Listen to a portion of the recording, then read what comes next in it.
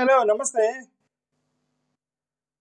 నేను గతంలో కూడా ఒకసారి మాట్లాడాను. పాపం ఈ ఆహ్, ఆదివాసీ ట్రైబల్స్ కొంతమంది ఆపరేషన్ కగారని ఆపండి అని చెప్పేసి తెలంగాణలో, ఆంధ్రప్రదేశ్‌లో, దేశవ్యాప్తంగా ఛత్తీస్‌గఢ్ అక్కడ ఇక్కడ ఆపరేషన్ కగార్ పేరుతోటి నక్సలైట్ల ఏరివేత పేరుతోటి నక్సలైట్లని చంపేస్తున్నారు కేంద్ర ప్రభుత్వము. దయచేసి ఆపరేషన్ కగార్‌ని ఆపేసి వాళ్ళతో శాంతి చర్చలకు వెళ్ళండి.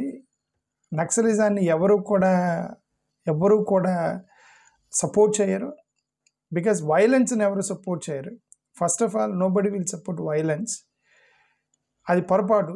నక్సలిజం పేరుతోటి వైలెన్స్ చేయటం కూడా పొరపాటు. మేము తీవ్రంగా ఖండిస్తాం నక్సలైట్లు ఎవరైనా సరే అట్లా వైలెన్స్ చేస్తే. బట్ కాకపోతే ఏంటంటే వాళ్ళు మేము చర్చలకు సిద్ధంగా ఉన్నాము అన్నప్పుడు చర్చలు చేయడానికి ప్రాబ్లం ఏంటి?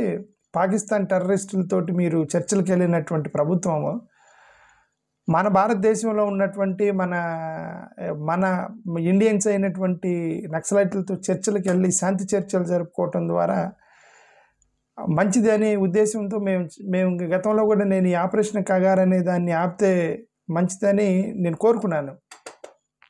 ఓకే. ఇప్పుడు అంటే అఫ్కోర్స్ దీనికి జగన్మోహన్ రెడ్డి గారికి సంబంధం లేదు. మళ్ళీ నక్సలైట్లను ఆయన ఏమి సపోర్ట్ చేయడు, ప్లస్ నక్సలైట్లకి ఆయనకి సంబంధం లేదు. కథ ఏంటంటే ఆయన ఆవేదనలో మాట్లాడుతూ ఒక మాట అన్నాడు నక్సలైట్ల గురించి. ఇలాంటి హింస ప్రేరేపిస్తే నక్సలైట్లు పుట్టుకొస్తారని చెప్పేసి చంద్రబాబు నాయుడు గారికి సంబంధించినటువంటి దాన్ని మాట్లాడుతూ ఒక మాట అన్నారు. ఆయన కాంటెక్స్ట్ లేపారు కాబట్టి నేను మళ్ళీ దీని గురించి మాట్లాడుతున్నాను. ఆపరేషన్ కగారని ఆపండి దయచేసి అని చెప్పేసి జగన్మోహన్ రెడ్డి గారు ఏమన్నారు, ఒక చిన్న మాట వినండి. ఈ మాదిరిగా తప్పుడు సాంప్రదాయానికి నువ్వు నాంది పలుకుతే రేపు పొద్దున వ్యవస్థ బతుకుతుందా? నక్సలిజం అనేది ఇట్లాంటి దానిలో నుంచి పుడుతుంది. సామాన్యుడి మీద ఇట్లాంటి ఎవడను ప్రదర్శిస్తేనే నక్సలిజం అనేది పుడుతుంది. అదే ఒక చిన్న మాట జగన్ గారు అంది ఏంటంటే, సామాన్యుడి మీద అప్రెషన్ జరిగినప్పుడే నక్సలిజం అనేది పుడుతుంది, ఇట్లాంటి వాటి నుంచి నక్సలిజం అనేది పుడుతుంది అనేటువంటి ఒక చిన్న మాట అన్నారు. కోర్స్ ఆయన రిఫరెన్స్ చంద్రబాబు నాయుడు గారి పరిపాలన, అప్రెషన్, దాని గురించి మాట్లాడారు. నక్సలైట్ల గురించి మాట్లాడలే.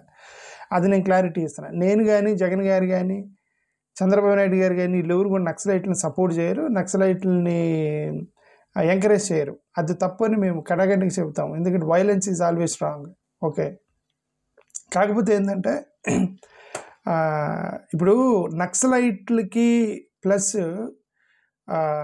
మావోయిస్టులకి కొద్దిగా తేడా ఉంది. రెండు కోర్స్ ఇప్పుడు సిపిఐ మావోయిస్టులు పార్టీలు ఉన్నాయి కదా, వాళ్ళే వెనక నక్సలైట్లను సపోర్ట్ చేస్తూ ఉంటారు. ఎందుకంటే కొన్ని ఐడియాలజీ సిమిలర్గా ఉంటాయి కాబట్టి. ఇప్పుడు మావోయిస్టుల యొక్క ఐడియాలజీ ఏంటంటే ఎకనామిక్ అడ్వాన్స్మెంట్, క్లాస్లెస్ సొసైటీ, అంటే ఈ కులాలు ఇవన్నీ ఉండకూడదు, అందరూ ఈక్వల్గా ఉండాలి అని చెప్పేసి ఆర్మ్డ్ రివల్యూషన్ అంటే గన్నులు పట్టుకొని పొలిటికల్ ట్రాన్స్ఫర్మేషన్ తీసుకొస్తామని చెప్పి వచ్చిందే మావోయిస్ట్ యొక్క సిద్ధాంతం. They want classless society and equal economic advancement to all అనేటువంటి ఇది గన్నుతో సాధిస్తామనేది మావోయిస్ట్ యొక్క సిద్ధాంతం. ఓకే. అక్కడి నుంచి పుట్టుకొచ్చింది నక్సలిజం అనేది. ఇండియన్ వర్షన్ ఆఫ్ మావోయిజం ఏంటంటే నక్సలిజం. ఇప్పుడు నక్సలైట్లు చేసింది ఏంటంటే, ఫస్ట్ వెస్ట్ బెంగాల్లో నక్సల్బరీ అనేటువంటి ఒక ప్రాంతంలో పుట్టింది 1969లో ఇండియాలో. నక్సలిజం అనేది ఇండియాలోనే ఉంది, ఎక్కడ లేదు. ఆ పదం కూడా ఇండియాలో పుట్టింది. 1967లో నక్సల్బరీ అనేటువంటి వెస్ట్ బెంగాల్ ఒక గ్రామంలో ల్యాండ్ లార్డ్స్ మీద తిరగబడ్డారు ఆదివాసీ దళిత ఎస్సీ ఎస్టీలు. ఏం చేశారంటే ల్యాండ్ లార్డ్స్ మీద తిరగబడ్డారు. అది కూడా ఏది గన్నులతో తిరగబడ్డారు కాబట్టి దానికి నక్సలిజం అని పేరు పెట్టేశారు. ఓకే సరే, ఎనివే అది నక్సలిజం అనే దానికి అర్థం అది. కానీ ఇప్పుడు టెర్రరిజం ఉంది. టెర్రరిజం అనేది నక్సలిజం కంటే చాలా డేంజర్. అది టెర్రరిజం అనేది వాళ్ళు దేశాలని సివిలియన్స్ని దేశాలని ఎవరినంటే ఎక్కడంటే అక్కడ బాంబులు పెట్టి లేపుతూ ఉంటారు. మీరు ఎందుకు లేపుతున్నారు అంటే అది religious extremism, political extremism, nationalism, కొన్ని వందల పేర్లు చెప్తారు దానికి, టెర్రరిజానికి. ఆ పేర్లు పెట్టి దేశంలో ఉన్న సివిలియన్స్ మీద బొమ్మలు పెట్టి చంపడం, గన్నులు పెట్టి కాల్చడం, ఇవన్నీ చేస్తూ ఉంటారు టెర్రరిస్టులు. వాళ్ళు చాలా డేంజరస్. వాళ్ళు మీ ఎయిమ్ ఏంటంటే పొలిటికల్ నేషనలిజము, ఎక్స్ట్రీమిజము, రిలీజియస్ ఎక్స్ట్రీమిజము. ఎక్కడో పాకిస్తాన్ కూర్చుంటాడు, మా మతము మా దేశం అంటాడు. ఎక్కడో ఆఫ్ఘనిస్తాన్లో కూర్చుంటాడు, మా మతం దేశం అంటాడు. వాడు మన కంటికి టెర్రరిస్ట్లా కనిపిస్తాడు.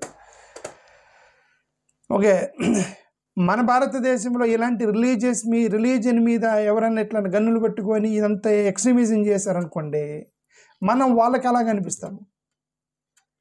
అవతల ఉన్నవాడికి మనం ఎలా కనిపిస్తామో మనకు వాడు అలా కనిపిస్తాడు. వాడు వర్షను మన వర్షను వాడు వర్షను ఒకరినొకరిని నాకు టెర్రరిస్ట్ అని పిలుచుకుంటూ ఉంటారు. Okay, but ideologically the violence that comes from religious extremism, national extremism and as well as political extremism is called generally a terrorism. Okay, అదే according to dictionaries and all.